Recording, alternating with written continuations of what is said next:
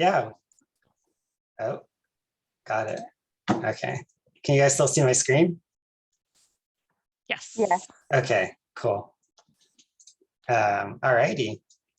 So, yeah, as Lauren said, my name's Alberto, senior archaeologist and GIS technician with PenGIS, based here in San Diego. So yeah, my day job is archaeology and GIS, but in my free time, I like to do 3D archaeological reconstructions. A lot of the time, just because I enjoy doing it, but I've also done small projects with companies based in Italy and the UK, which I can't really talk about because they're like under wraps. But yeah, I've been doing 3D modeling for about 15 years now and archaeology for about 10. As Lauren said, I went to university in the UK and did my master's in archaeology and Roman frontier studies on Hadrian's Wall. But before that, I took a master's in computer animation, and I also I did my bachelor's in computer games design, because originally I wanted to get into video games, but then over the year rediscovered like my passion for the past and archaeology. So I switched majors, and I still like to do 3D, but it's not like, it's something I do for fun. And it's really archaeological reconstructions, like the best of both worlds for me, because it combines 3D modeling and archaeology. So I want to start out a bit by going over first, what is an archaeological reconstruction? I'll explain a bit about how 3D rendering, 3D models work.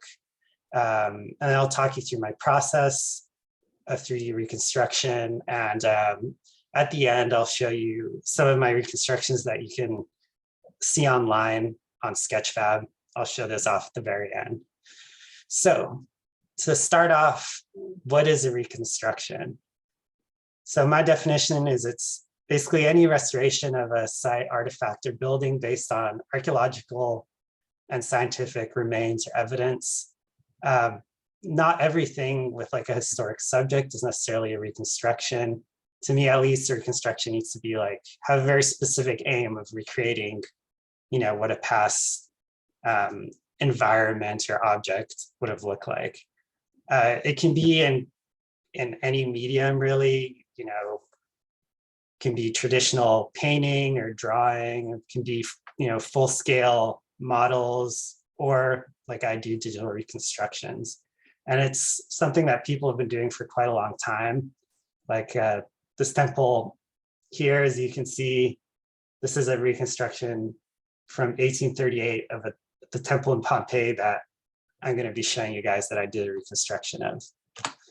So I'm not familiar with the full, historiography of archaeological reconstruction progress, but I'm pretty sure it's something people have been doing for a very long time. Like a very famous, quite old example of a reconstruction is a series of frescoes in the Vatican museums. As you can see here, this is a painting of Portus, which is one of the harbors of Rome.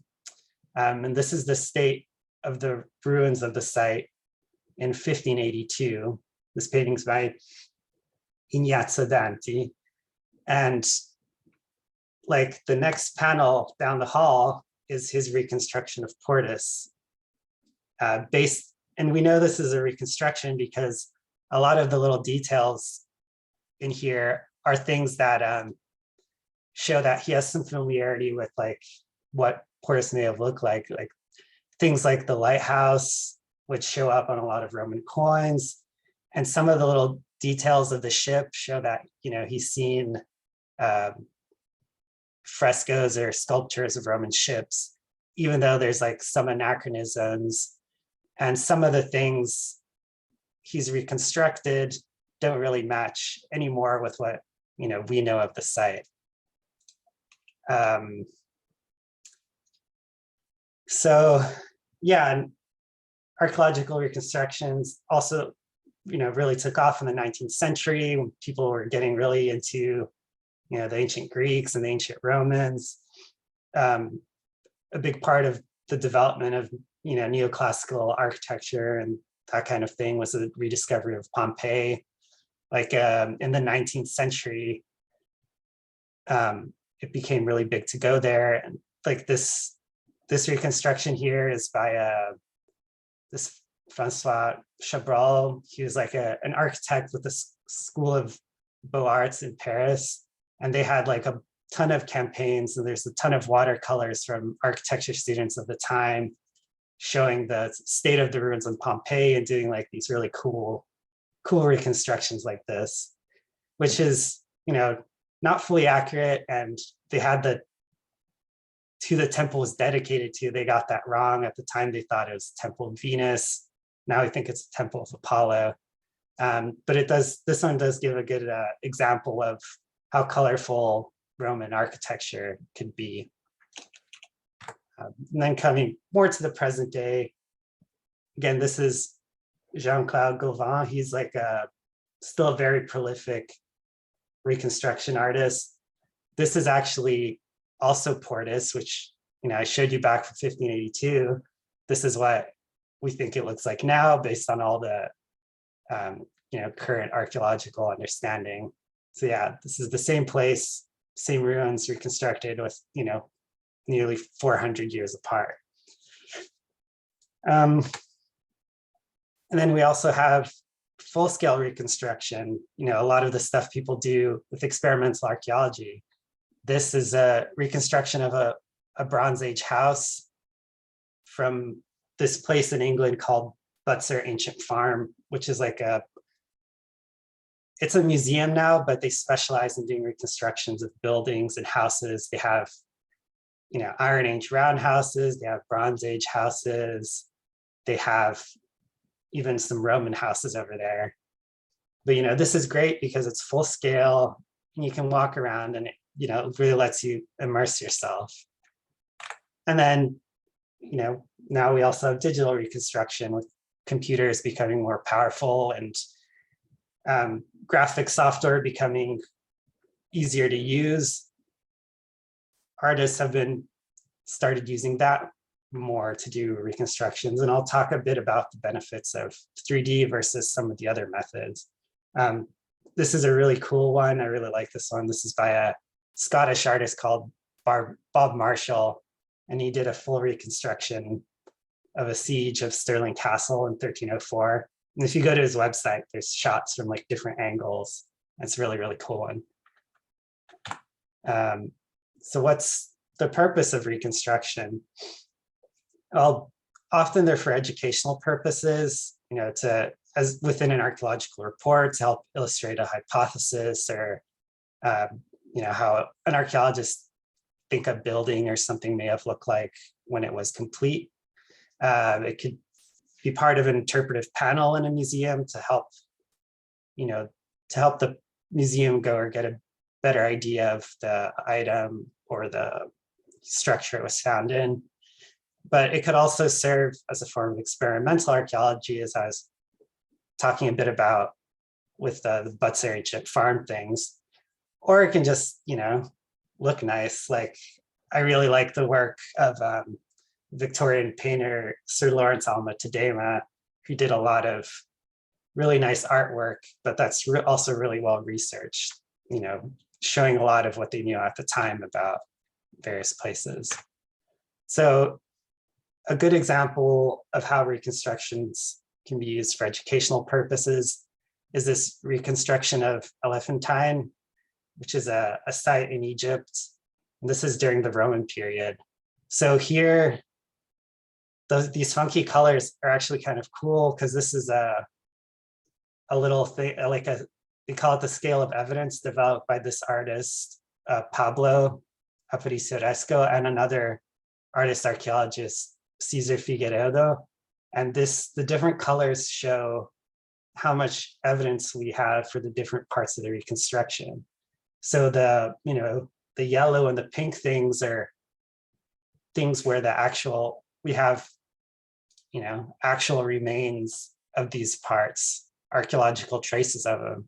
And then as you get more to the blue and to the purple is things we can guess are probably there based on, other archaeological traces or based on how, what we know of what similar sites look like. And then a lot of the purple things like trees, we don't have any way to know exactly what the vegetation looked like exactly.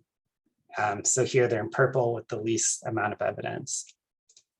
And if you go to Pablo's website, he also has like, full color reconstructions of this, which are really nice.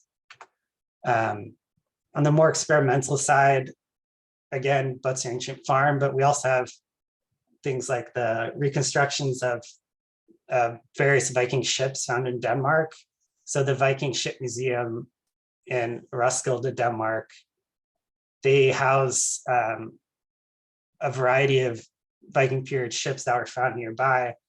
And they've also started reconstructing all the ships to experiment, not just to recreate what the ships look like, but to also test, what tools they would have used, see if they can recreate the tool marks they found on the remains itself using the tools they know existed, how difficult it was to use the techniques we think existed at the time, and different things like that. So this is very much, experimental archaeology, but it's also really cool reconstruction when it's done, because you can actually, climb aboard some of these and they actually sail them on the fjord from time to time.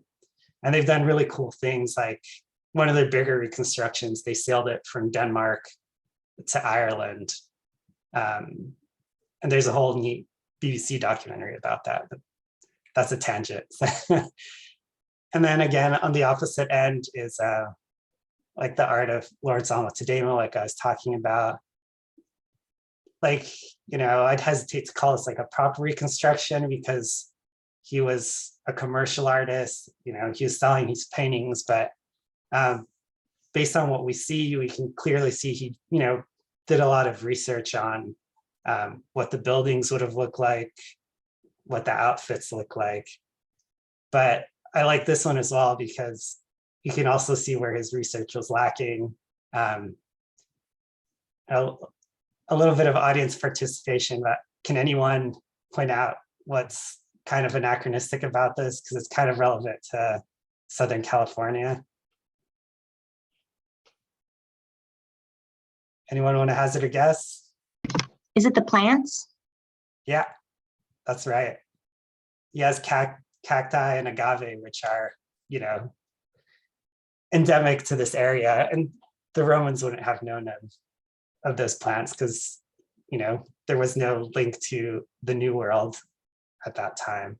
So, so he did a lot of research in his architecture and his outfits, but obviously not with his plants. So yeah, I like this painting, but yeah, it's a funny little thing. So what is 3D? So before I get into how I did my reconstruction, I'll just go over really quickly how the basics of 3D rendering. I'll talk about the difference between real-time 3D versus pre-rendered 3D. And I'll go a bit about why I like 3D as a medium for, digital 3D as a medium for doing archaeological reconstructions.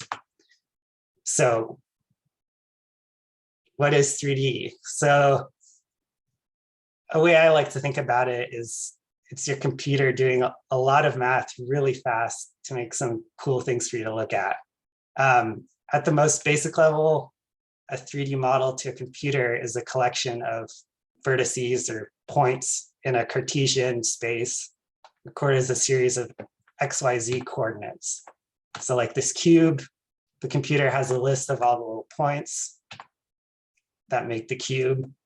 It then connects these points to make edges, which define, the basic volume of the shape. And it starts filling in the space between those edges with, little triangular shapes and collections of these triangular shapes we call faces.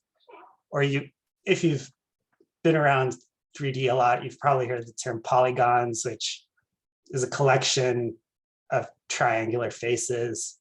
Ideally, a face should have two triangles for complicated rendering reasons that does in the background. And then once it figures out all the positions of all the points and the edges and the faces, it also needs to figure out how to light it. And that's even more math using a bunch of complicated models that I don't understand. It's like the domain of graphics programmers. I don't know how much they understand it either. It's a bit magical to me at that point. But again, this is just, a still image of a really simple shape, which is a cube.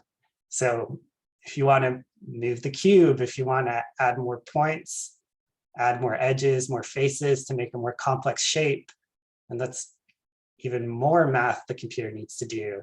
If you want to move the light around or add more lights, again, more math. Like in some lighting models, for every light, the computer has to recalculate the whole model from different angles. So it gets really wild. And that's where we transition to talking about real-time versus pre-rendered. So computers are really good at doing a lot of math, but as I was just showing, as the 3D models get more and more complicated, that's more and more math the computer needs to do. And it reaches a point where the computer can no longer do the math in real time. So you can't, see the changes you're making to the model and things like that. And the more realistic the lighting is as well, the more trouble the computer has rendering it at a rate that, you can actually see live on your screen. So when you're doing reconstructions, one thing you need to keep in mind is, do you want it to be something the end user can interact with? Do you want it to just be like a cool image or cool movie that they can play and just look at? Because in the latter case, you can do something called rendering, which is you kind of record the data, but that can take literally hours, days. Something like the Pixar movies can take, weeks and weeks to record the movie on like massive supercomputers that are just rendering the 3D for days at a time, nonstop.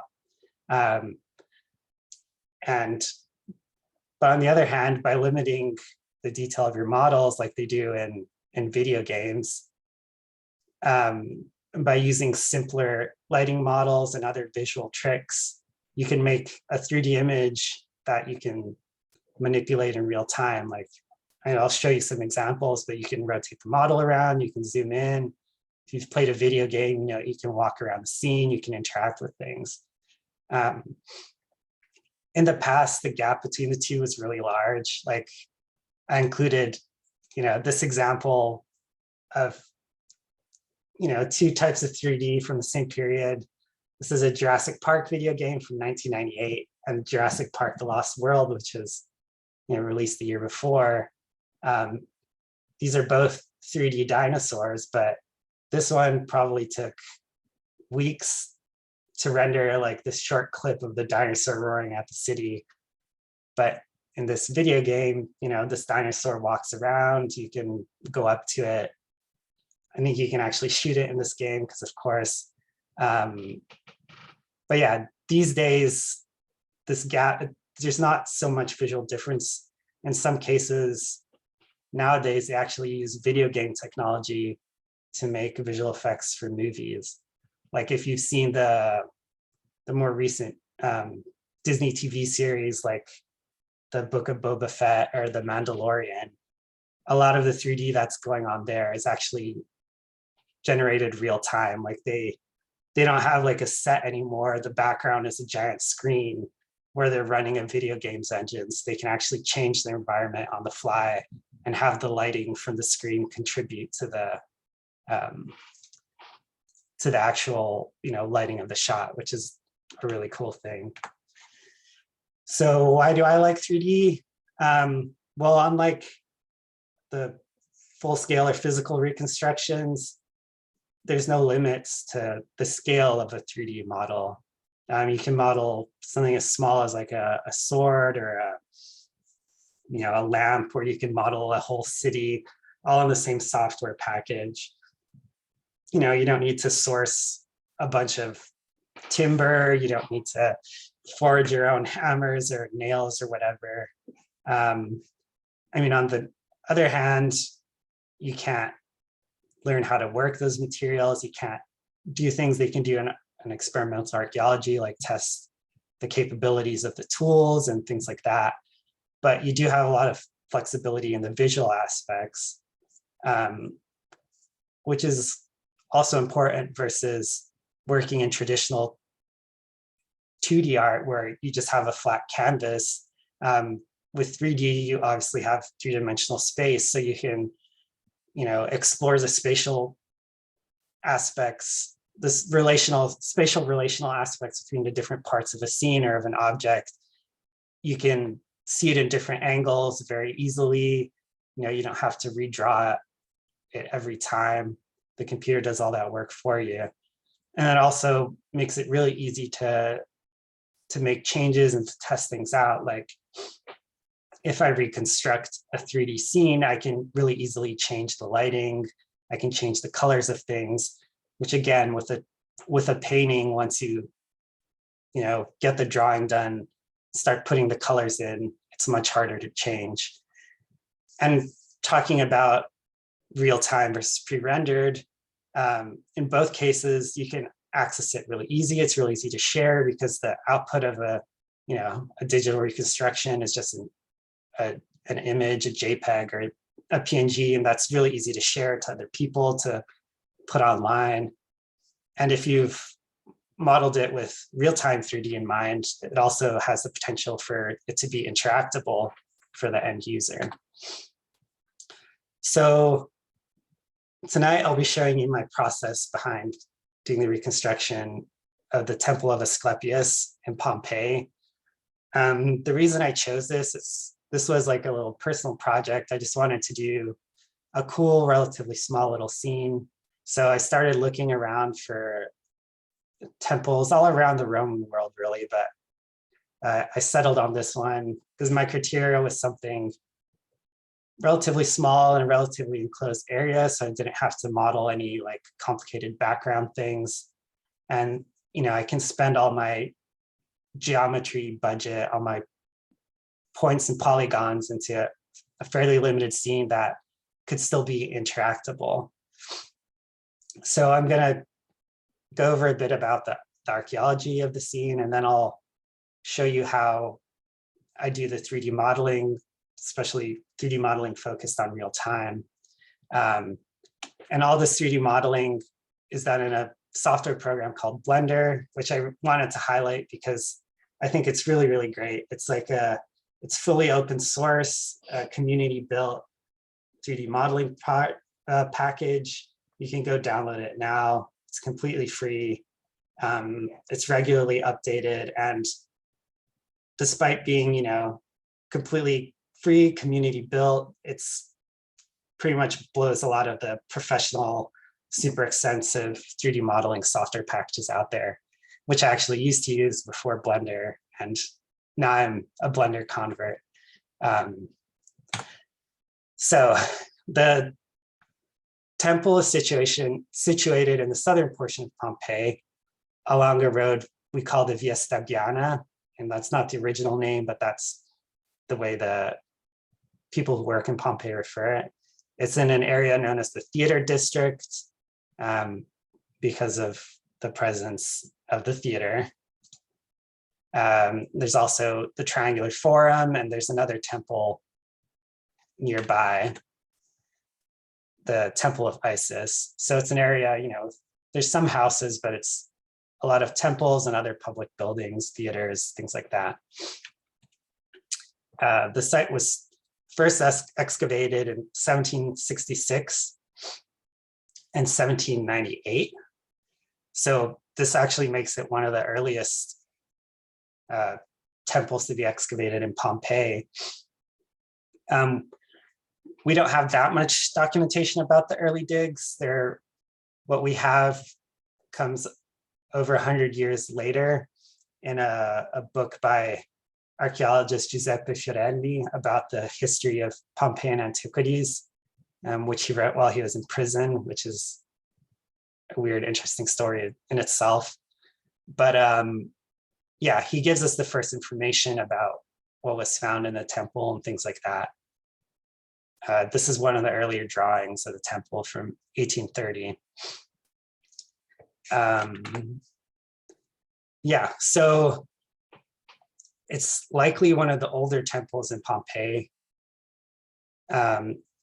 Based on the style of the altar, they estimate it's probably built around the 3rd or the 2nd century BCE. What's cool about it is it's one of the few temples in the Roman world where they actually found the cult statues still intact and in place on the podium of the temple. That's probably because the statues are terracotta. There was actually a lot of looting in Pompeii after the eruption. So a lot of the fancier marble statues in a lot of places were taken away, materials were used. But also interestingly, despite us having the actual cult statues, we're not actually sure with 100% who the temple was dedicated to. One of the statues is probably Minerva. It's not shown here, but the other two are interpreted as Asclepius, the god of healing, and his daughter Hygeia, the god of hygiene. This statue has also previously been interpreted as Neptune. For a while, up until quite recently, actually, this temple was thought to be dedicated to Jupiter Melicius, which means sweet as honey, because of an inscription found further down the road, and which they interpreted to mean that the 3 statues are actually the Capitoline Triad, Juno, Minerva, and Jupiter. But they also at some point found a healing kit inside the temple, so that strengthens the case for it being Asclepius. What survives of the temple? Well, this is basically it. It's just a series of bare walls, a few meters high, and the altar. So in terms of the architecture, it's a small Corinthian style, tetra-style temple with a pronaos, a little portico. Tetra-style means it has 4 columns in the front. It has a small cella, which is the little sacred room where the cult statues are kept. You can see the little podium, which there's not much traces of. The whole building is about 30 feet long and 16 feet wide. It's set on like a raised podium inside this courtyard, which is about 23 meters or 70 feet long and 24 feet wide. And the steps are still original and stuff. In the middle of the courtyard is the altar. This is where the sacrifices and all the prayers and stuff to the god would be made. If you don't know much about Roman religion, most of the religious activities are performed outside around the altar. Only the priests tended to have access to the room where the god statues were actually kept. When they're doing prayers and sacrifices, the doors would usually be left open so you could see the gods, but the public generally couldn't enter the cell. The altar was made of local volcanic tuff stone, and it sits at the bottom of the steps. The little courtyard is accessed from the street. There's slight traces of a portico, mainly just this one little column, base of the column survives here. But yeah, there would have been a little covered entrance area, and it's the door to the street. There's a small room on this side here that opens onto the portico. You can see the door. And there's actually a little fountain on the street, which I don't have any pictures of, right in front of the doors of the temple. We don't have much more than that. We have some decorative elements of the temple. We have a couple of Corinthian pilaster capitals. We have this column base for the little courtyard portico, and they found this Doric, cell capital in the portico area too. And then, as I was talking about, the altar, it's probably the best preserved part of the temple. It has little, Ionic style scrolls and these triglyphs, which are characteristic of the Doric style. And all of this dates it to the Roman Republican area, but a period where Pompeii wasn't fully under Roman control. It would later become a Roman colony, but at this time it was under Roman influence, but not a fully Roman city yet when this temple was built. But that leaves us with a lot of questions still, a lot of gaps to fill in before we can actually start doing a reconstruction. So to fill in those gaps, I started doing more research into what this building may have looked like, what some of the missing decorations and things would have looked like. So, how tall was the building? What sort of roof? For that, I just used this reconstruction from 1838, which you've already seen this image of. But Mazwa, he's an architect. He did this reconstruction. It looked pretty good to me, so I just went with this instead of doing all the, we have some indication of we know the ratios the Romans like to use for columns of different types and things like that, but I didn't really feel like doing all that math and stuff, considering we already had, I already had a pretty cool reconstruction. What did the walls look like? Obviously, they weren't completely bare. If you remember some of those drawings from before, you could still see bits of plaster and fresco on the wall, which no longer survive. So I started looking over at other parts of other buildings in Pompeii, which are better preserved. A common thing is molded and decorated stucco panels, like you see here in the Temple of Apollo. So that's something I included because there were some traces of stucco like this inside the temple that no longer survive. Were the walls colored though? I don't know. Again, very little survives. The images we do have of the plaster of the temple seem to be all white, but that doesn't mean some places didn't have, those nice colorful wall paintings that we associate so much with Pompeii. This is a really nice one from a book, again, from 1852, full of these, really awesome, beautiful reconstructions of wall paintings found in Pompeii. What do the floors look like? There's no trace of any floor or hardscaping left today, but we do know from the original 1766 instruction or excavation, they recorded there being an area of what we call opus signaeum, which is like a type of terracotta, or it's a type of essentially concrete floor with lots of bits of terracotta in it. And the excavation notes from 1766 also mention these sorts of little marble inlays in it. This is a different location in Pompeii. This is just a sidewalk, but it's that same style of floor. So I decided to reconstruct this type of floor throughout the whole temple because that's the only floor evidence we have. What about the capitals? The ones we have are pretty plain, but we know from other locations, again, that there was a lot of color, lots of reds and blues seem to be really popular. So I decided to add some of that in to bring in the color that's lacking from the current ruins. The same with all the cornices and the various trims on the building. Again, the Romans really love their colors. So I kept this in mind when doing my reconstructions. Plantings are also something that were really important in Roman temples.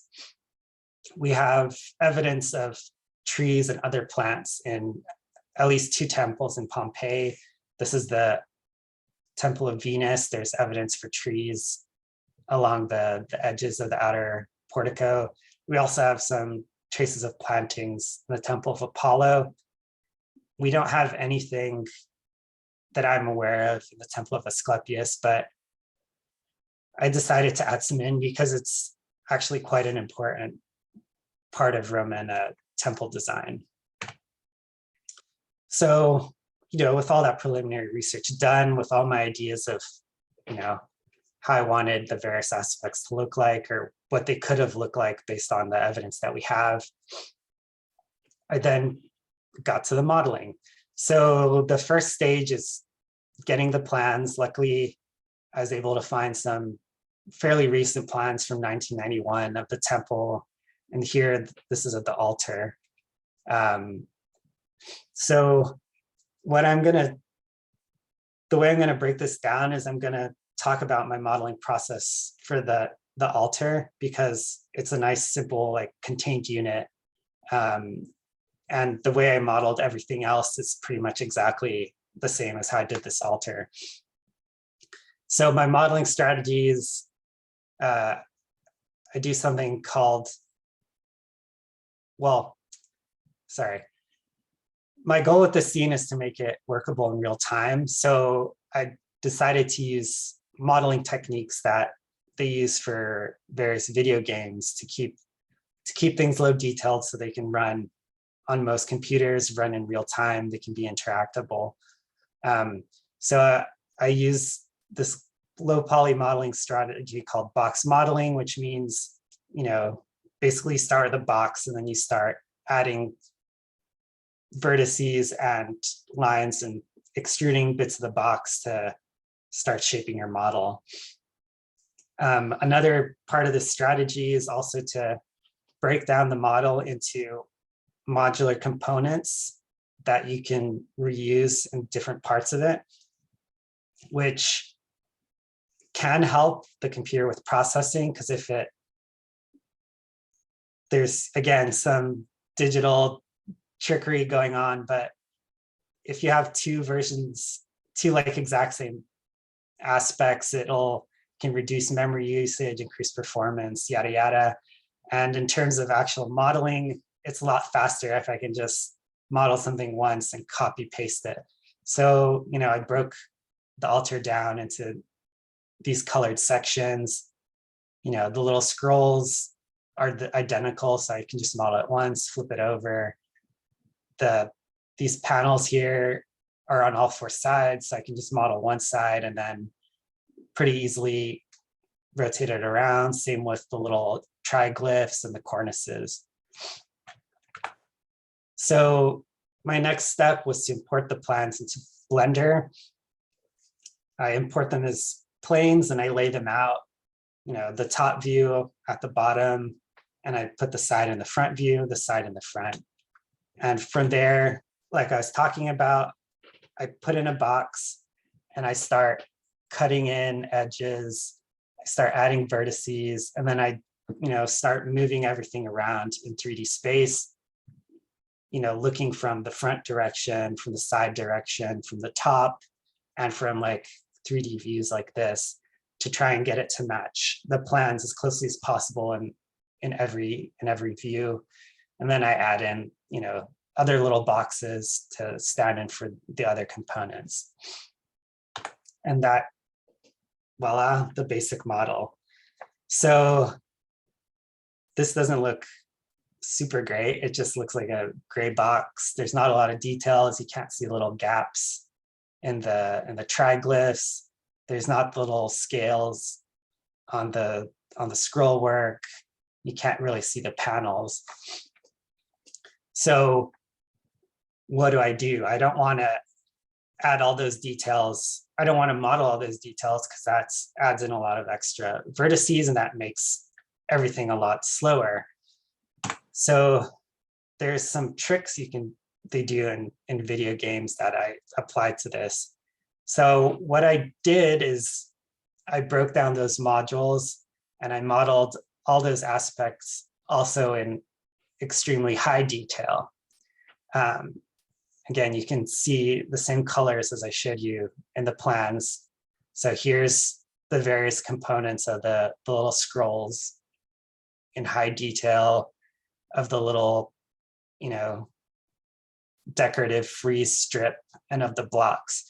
So I modeled these in high detail, and then you can project these high detail models onto a 2D plane, and which gives you this really funky purple texture or image.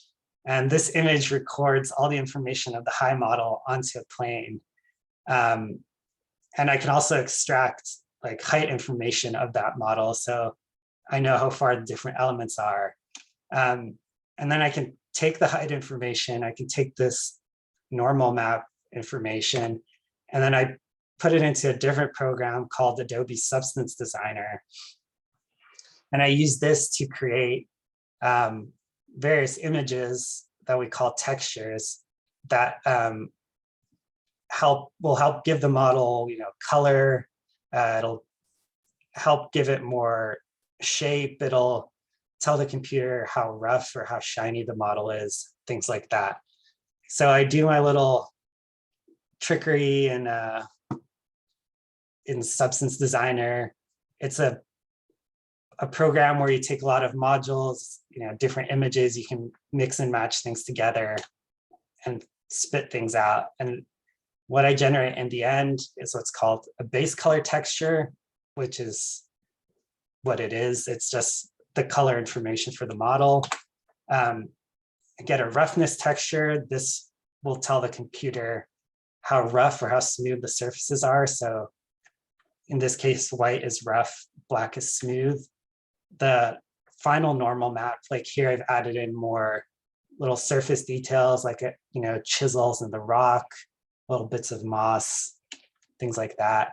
And Ambient Occlusion Map, this gives lighting detail on like the cavities and things like that to make them shaded, stuff which you don't have the geometry detail anymore because the model is so basic. But this map stores all that information, so the computer can use that, even though the model itself is really simple.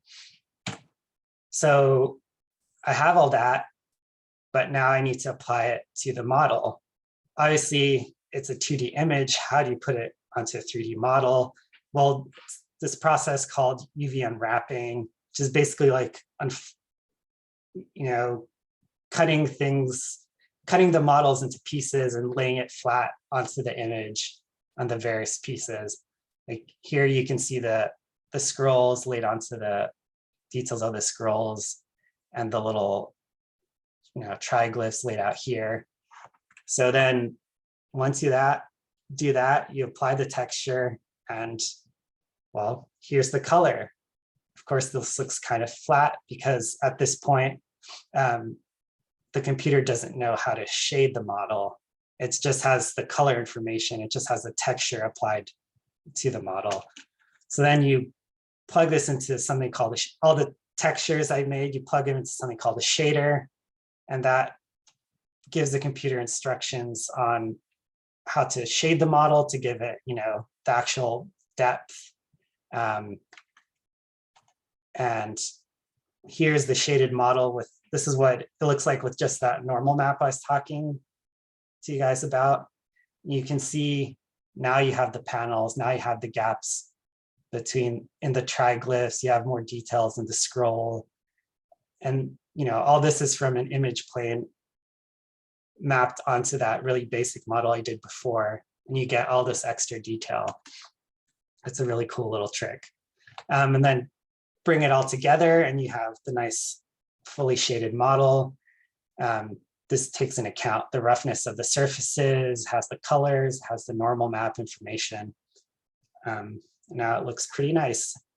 And that's, the basic model. This is, very, in terms of the actual amount of geometry used, this is actually pretty low. It's very efficient, but using all those normal maps and all those other texture tricks, you actually get a quite convincing result. The other way of doing 3D modeling is photogrammetry, which a lot of you are probably familiar with. It's something I also like to do. But if you don't know what it is, photogrammetry is taking a lot of pictures of an object. You can also do buildings or ruins, and then you feed that into the computer, and based on essentially a parallax, like the difference in positions between fixed points in the various photos, the computer can use that to generate a 3D model, and then it can project the photos onto the model to generate the textures. It takes a lot of the work I do to make a 3D model out of the equation. It does a lot of it for you. But again, you're limited to objects that actually exist to do this type of photogrammetry. In the case of this reconstruction, I didn't use any photogrammetry, but I'm also going to show you some photogrammetry that I have done towards the end of the presentation. So taking all those modeling techniques, I imported the completed altar, and then using those exact same techniques, I started to flesh out the rest of the temple. The first thing I did was the block out stage, where just using basic cubes and cylinders, I just laid everything out just to get an idea of how it'd look like. I started messing around with the lighting. I actually used a plugin for Blender, which can give you the accurate sun position based on a specific latitude and longitude. So this is pretty accurate to what the sun would have looked like. I think this is like at 7 a.m., like a few days before the eruption of Vesuvius or something. Here you can see, using that substance designer, I made the concrete terracotta floor, like the one I showed you. And then again, using the same techniques, I started adding things in. You can see the column capitals. I made them colorful, like those examples I showed. The cornices also have the same types of colors. And so I went in bit by bit. You can see the stucco detailing on the walls, all the coloring. So I started with the temple. And again, modularity. Since all the columns are the same, I just had to model one and I could duplicate it across. Since all the cornices are the same, I just modeled it this once, and then I duplicated across to get this. So again, I only modeled a couple of components, but just with cutting and pasting and a bit of modification, you can quickly get a whole temple out of it. And again, same techniques for the portico up here. And I created some bushes, started adding in some furniture to give the scene a bit more life, because I didn't want it just to be the architecture. I wanted to make it look like a space where people were actually living in. So furnitures and fences. And finally, here's the final renders. So I messed around with the lighting more. You can actually do like kind of Instagram like filters on these to change the color grading, all sorts of stuff. You can mess with the contrast. You can do that all in Blender, or you can also import it into Photoshop or something. But also a lot of real-time 3D software lets you do like filters on the fly and stuff. But I also added some lamps and some other furniture, a little, whatchamacallit,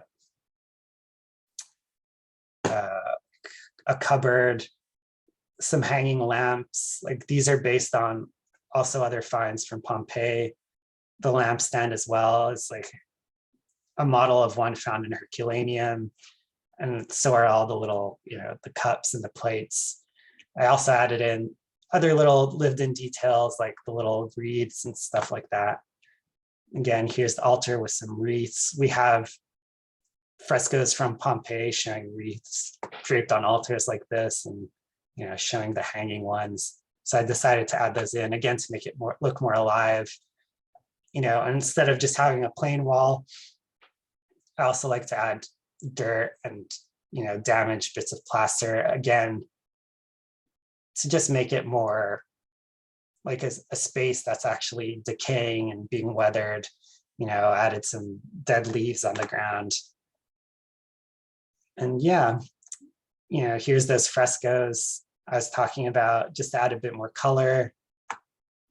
And then these doors are based on doors found in the Temple of Isis just down the street. There's plaster casts of those. And the cupboard is also based on cupboards found in Pompeii. So yeah, just let you enjoy the rest of the images. And yeah, thank you for coming to my talk. You can follow me in any of these locations. I have a Sketchfab, which I'm going to show you right now while you guys are asking questions, an ArtStation where you can see more of my 2D renders. You follow me on Twitter or on Instagram as well. So yeah, again, thank you all for coming. I hope you enjoyed. And here is the finished scene in real time.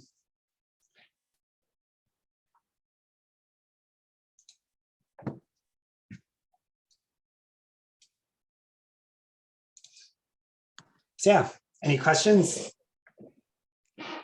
You could either come off mute for the questions or feel free to put them in the chat as well.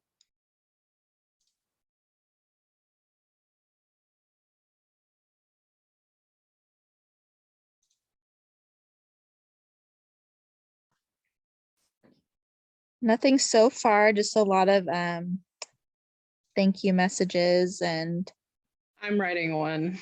okay, Or I Pearl. was going. Well, Yeah, go ahead. Oh, Christine beat me to it.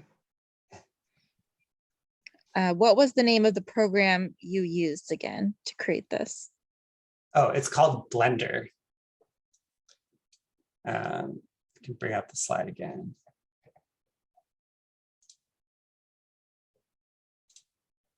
Oh, that's not the slide.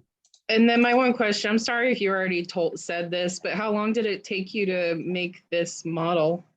Just out of curiosity. Oh, I think it took me about a month or two working, an hour or two after work. Here's the program. So yeah, it took me about a month or maybe two. I don't remember now, but yeah, just tinkering around after work on it. And again, part of the benefits of making things reusable is that you can speed up the modeling process and still have a lot of detail. Like, I'll show you the columns. It's just the exact same column. Pasted a couple of times, but yeah.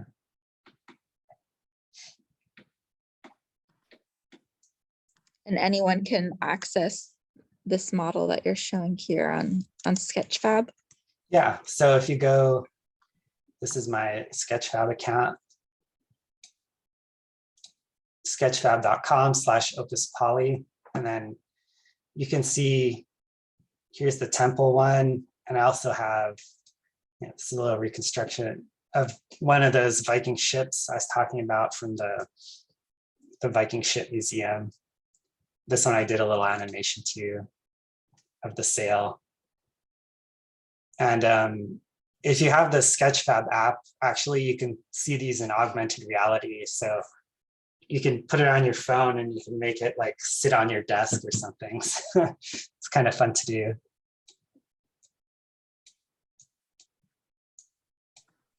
And We then, have another question. yeah. what are the minimum system requirements for creating 3D models? I'm guessing like your computer capabilities. I mean, it depends like how much detail you're shooting for. Like if you're going for, really basic low poly models, you can do it on pretty much anything that's around. But I can say my system specs. I have Intel i7 and an NVIDIA graphics card, a 1070. And then I have 32 gigs of RAM. So the most important thing really is having a good graphics card, graphics processing unit. That's the key to 3D modeling, which if you have if you have a computer that can run most games, you can do pretty much most 3D modeling.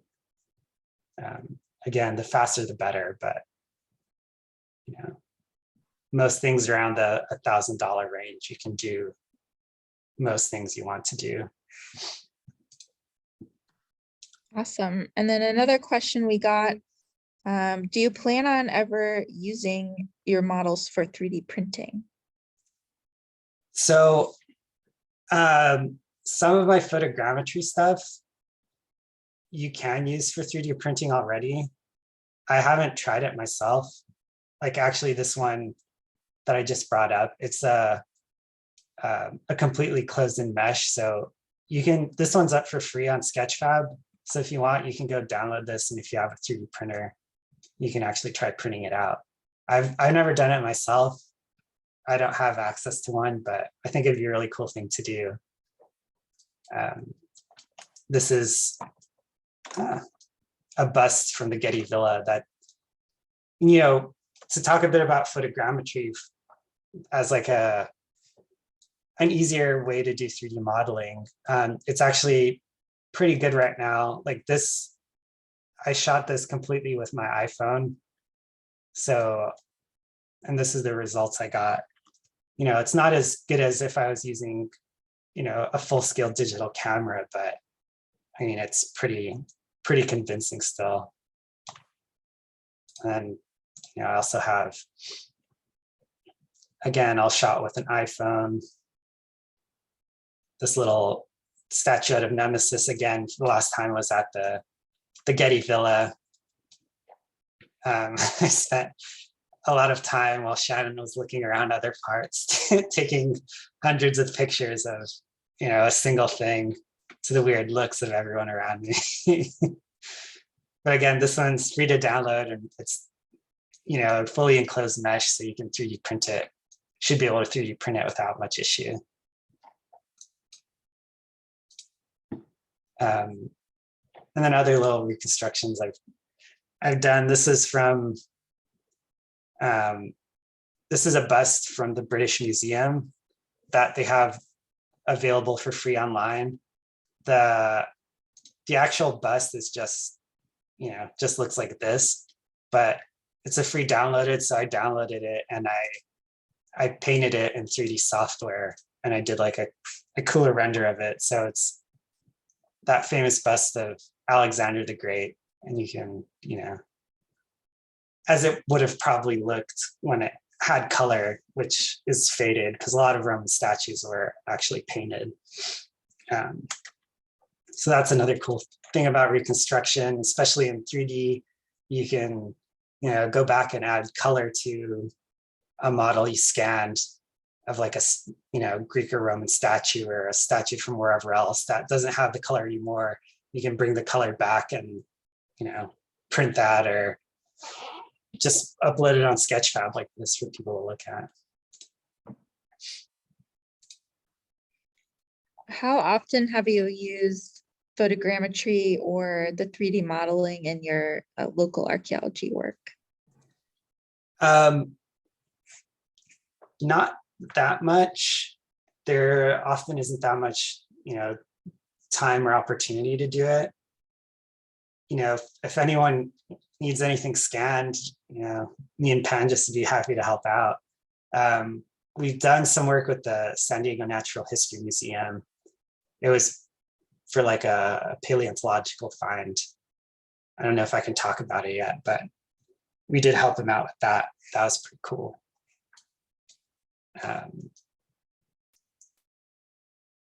So yeah. Yeah, this is another one. I did this one properly with a proper SLR digital camera when I was in Rome last time. This is the Tiber Island warship.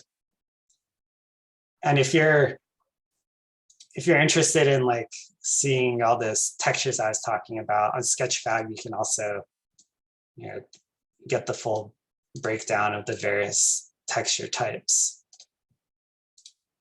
And it also allows you to look at, you know, how the model is unwrapped and stuff. We have another question from Marilyn. Do you see this as an emerging field for students? 3D reconstruction or photogrammetry or both?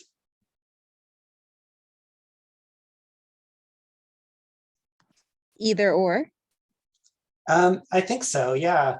Especially, well, yeah, I feel like it is, especially now as with software like Blender that's free and open source. It means it's really easy for anyone to just, you know, dive into doing 3D reconstructions. And photogrammetry software has also become a lot more accessible. There's, I use a software called Metashape, which you have to pay for, but it's only like $140 for a license. But there's also other software. There's something called Reality Capture, which you can actually generate the models for free. But if you want to export the model to use in another software package, you only pay at that point based on the amount of images you use. And it's like a really affordable price. And you can download the software package for free. I think it's on Steam and you can get it on their website too. So yeah, I think it's definitely an emerging field for students, especially now that the barrier for entry is much lower. Because, you know, you just really, to start doing photogrammetry, for example, all you need is an iPhone.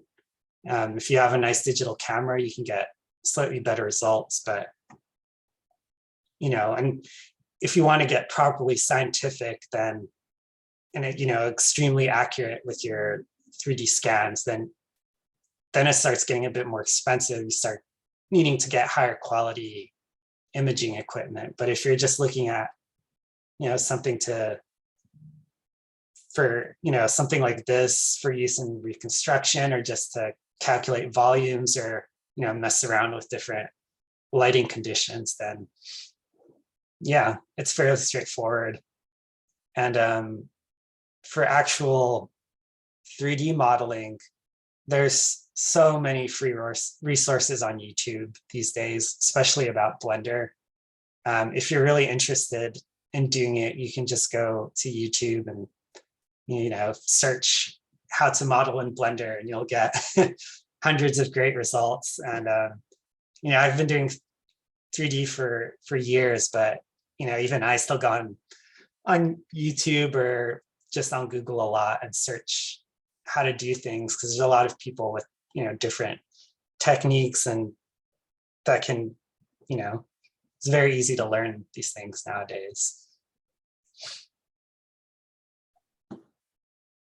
Okay, well, I think that is the end of the questions.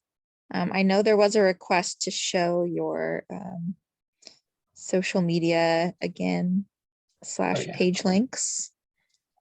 Yes. And then if there's no other questions, I think we can end the talk. But thank you so much. It seemed like there was a lot of thank you comments and appreciation for the presentation. Thank you. Thanks. Thank you guys for having me, and thanks everyone who joined. Yeah, feel free to message me on ArtStation or Instagram or Twitter if you have any other questions, or if you know, like me to link resources to learn how to do 3D modeling and stuff like that, if you want me to point you in a direction. Yeah.